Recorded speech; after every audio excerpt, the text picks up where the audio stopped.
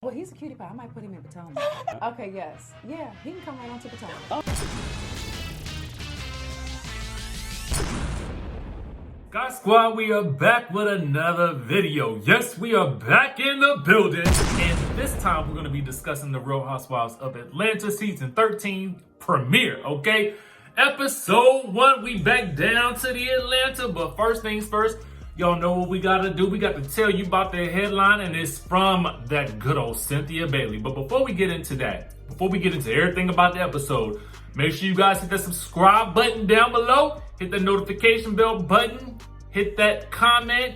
Give me some likes. Give me that love, y'all. Oh, shout out to Embrace Likeness. I'm wearing a t-shirt from them today. Thank you, Sky Squad, for sending me over something to wear specifically for this episode, supporting a black business. Your boy is supporting the black business, okay?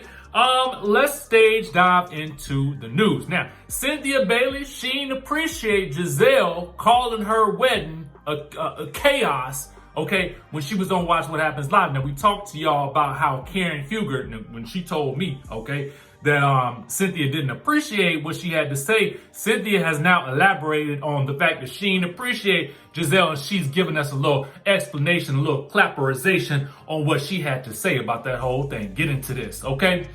Now, Cynthia said this. She said, we had all of our friends and family there. It was a success, and praise God, there were no positive results of the pandemic as a result of our wedding, okay? Now, while a lot of you guys know that photographs circulating on social media implied that the rules were not being followed, Bailey insisted that her guests were following all of the safety protocols the majority of the time. Now, she said this. One of the things that we didn't think about was that a lot of our guests, whenever they took photos, they wanted to take the mask off for the picture and then put it back on. So a lot of the photos that ended up being out there on the internet doesn't show them with the mask. We got a lot of pushback because of that. Now, Gizelle ended up telling Andy Cohen on Watch What Happens Live, she said in the beginning, when the wedding first started, everybody had on either a mask or a shield. But when the people started eating and drinking, that's when it became chaos. Now, when asked, Cynthia was not too fond of what Gizelle had to say, and she reached out to her because of it, okay? She said, I really didn't appreciate that. Another thing that we did for our guests was we gave them transparency. We told them how many people were coming. We told them all the safety precautions that we had in place. So, you know, she was not walking into a situation blindly. She was supplied a mask. I don't know if she ever really put it on, but she was supplied one. And we did everything on our end to enforce the rules and regulations. And she had her shield on the entire time, okay? She says, we weren't holding people to stay at the wedding if they didn't feel comfortable. So at any point, when anyone felt uncomfortable, they could leave. Why stay and be uncomfortable, okay? Now, she said that she worked with the venue and her wedding planners to ensure strict precautions were in place, along with spraying down the venue and encouraging guests to get tested. The couple ordered custom masks from Mask by Jill and Allie, accompanied by former Real Housewives star of New York, okay, Jill Zarin. Shout out to Cynthia Bailey for getting this wedding, okay, with the safety precautions. Now, I mentioned the story because it obviously popped off in the news today. But otherwise, I also wanted to mention it because it is going to play a big part in Cynthia's story on the new season of The Real Housewives of Atlanta, as you guys can see from the premiere episode. Now, speaking of this premiere, let's go ahead and stage dive into our thoughts about it, because you know that's what we got to do.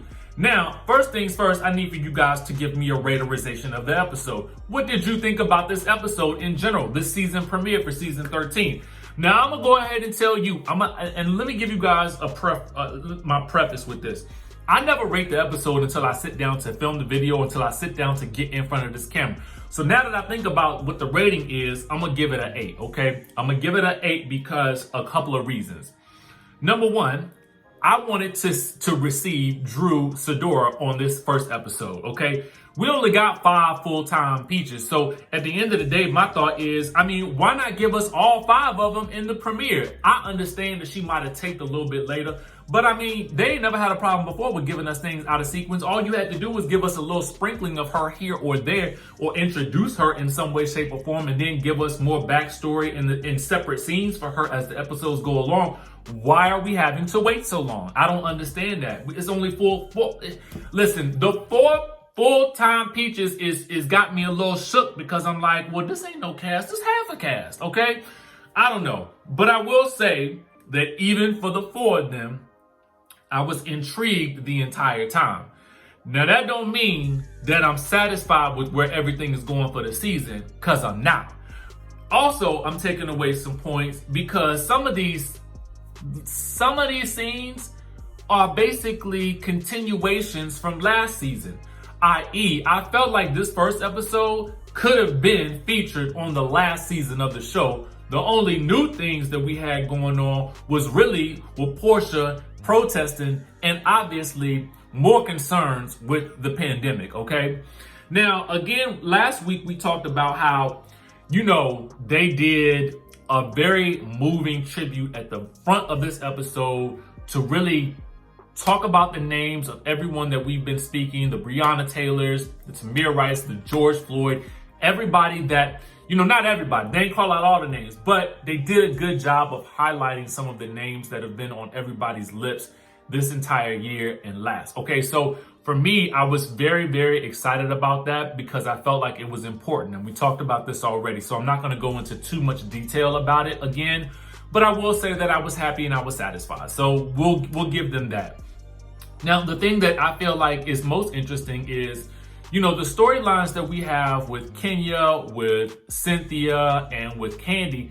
They all seem like storylines that were left from last season that, or seasons prior to, that were maybe never really resolved, or maybe we're just continuing to see more of.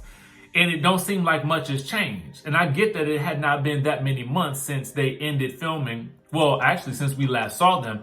But since they last finished filming, it was some time ago, okay? So to see Kenya and Marc still going at this whole situation, this is still what we're going to be watching more of. It's kind of like, okay, no movement here as of yet. Cynthia and Mike still planning the wedding. No movement there really, except they're much closer to the date. And then we got the Kandi and, you know, the scene with her and Todd and Riley. And I was thinking, we've seen this before. We've seen this sort of thing play out with Kandi and Riley and Block before. I don't know why we're seeing it again necessarily, because I just feel like, where are we gonna go with it? Is he gonna finally give us some money? Is the $100,000 finally coming to you? Because otherwise, I don't really know what else you're supposed to do about this situation, or we supposed to do to keep us interested in the situation. Let's go ahead and receive these new girls at this point in time, because otherwise, I just feel like this is season 12, part 2, okay? That's just my thoughts. You guys let me know what you think down in the comment section down below. We get into Cynthia's brunch, first scene of the day, okay? After we get that powerful intro, which I do have to still commend them on. Cynthia is having brunch in the driveway, and all I see is literally Cynthia's chest, okay?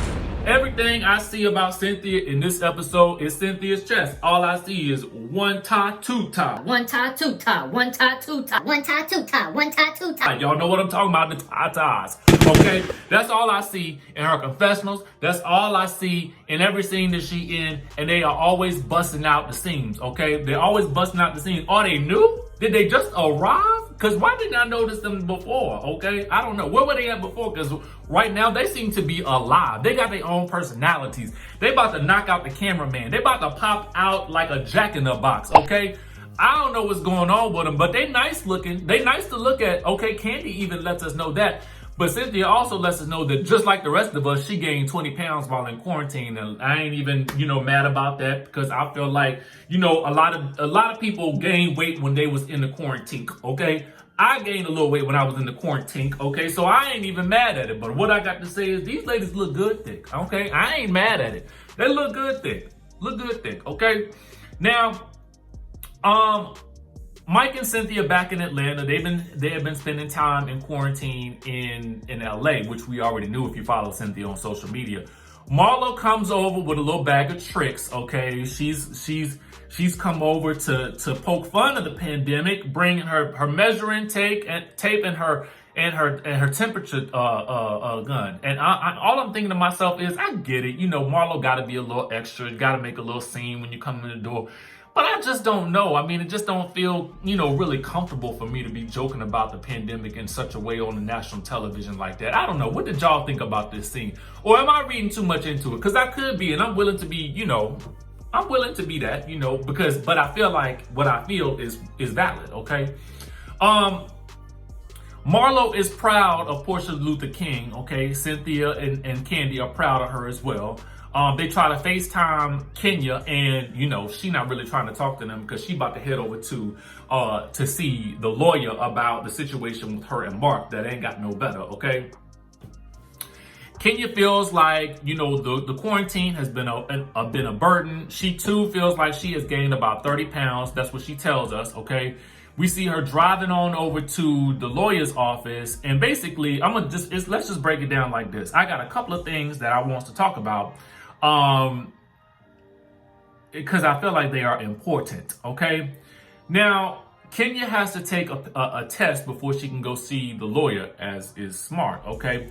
Now, she feels like she's taking the brunt of everything going on with Marc because he's going through with the pandemic, just like the rest of America, okay? And we discovered, in case you didn't know before, that there was no prenup, but she did give him her car and that she paid for her house in cash. So I'm assuming what that means is because this house was paid in cash, he can't come get it. But you guys let me know down in the comment section below if I'm reading that correctly, because I don't know anything about divorce and I don't want to ever know anything about divorce, okay? Now, interestingly enough, we get the producer asking a very, what Kenya calls a loaded question, and that is, what is Marc's relationship with his other kids like? Now, for whatever reason, she refuses to answer this question because she says it's loaded, but somebody in the chat, please tell me what it means, because I don't know what it means. What does it mean? What does it mean? What does it really mean? Tell me, okay? I just want to know. Then she's apparently goes to New York, and she went to visit him, I guess during the pandemic. Okay, I don't know why she was going up to New York at that point in time.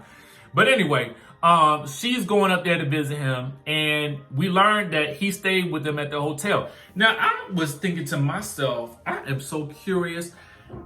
Why is it that when you are going to New York to visit your man so he can see his child that you ain't staying in his house, woman? I want to know that. Please riddle me that. Now, I don't want to put any of my friends' business out there, but I'm sure she will not mind. I had a friend who was in a similar situation. Come to find out, this man had a whole nother family, okay?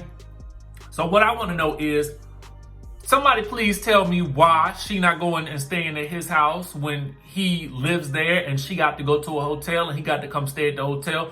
Why isn't he they at his house? What's going on there? Somebody riddle me that. I'm trying to understand it. So tell me, help me, because I don't get it. I don't really get that.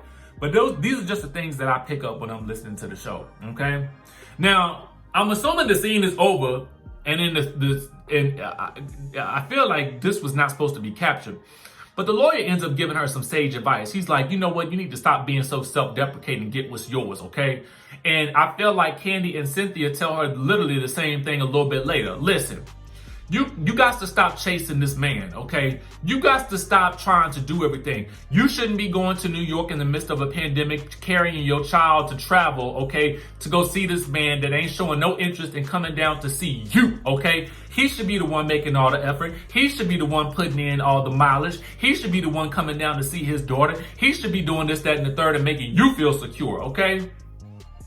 Meanwhile, she ain't listening to that though right now, because she's still, you know how people be when they in a relationship and it's toxic, and you watching from the sidelines like, you still with this man? Oh, okay, girl. Whatever, okay? I mean, guys do it too. Guys, don't trip now. Don't trip. Oh, don't trip, guys. Fellas watching this too, because we know we see you too. Y'all guilty of this too, okay? It ain't just the ladies. All right, we're gonna call out everybody equally. I've been in that situation before myself, way back in the day. Okay, won't do that thing no more. So that's that. I done talked about Kandi and Riley and all that good stuff like that. You know, he owes some money. Cynthia and Mike, they trying to get this wedding thing going. And I felt like I recognized the argument with Cynthia and Mike, because that was the same argument that, you know, we had, you know, because we were supposed to get married in June, but at the same time, it was like, okay, there's a whole pandemic going on. What we about to do, you know? And what's more important, the type of wedding you have, or, you know, the fact that you are married to the partner that you want to spend the rest of your life with? What's the most important thing here? And it's a very valid question, but I don't take away from the fact that, you know, sometimes you want something the way that you want it. And ain't nothing wrong with that. So you just got to figure out a way in this new reality to compromise and get the wedding that you want. But the funny thing about it is we already know that she had the wedding that she wanted, because we've all seen it on social media. So I don't really know how entertaining this storyline is going to be, because we kind of know the punchline. You know what I'm saying? We know the climax. We know the apex. We know what's going to happen.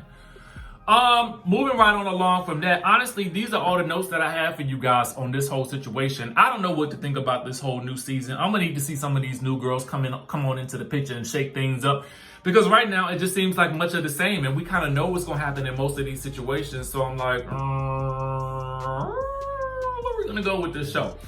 Anyway, you guys let me know what you think down in the comment section below. I will catch you guys in the next video.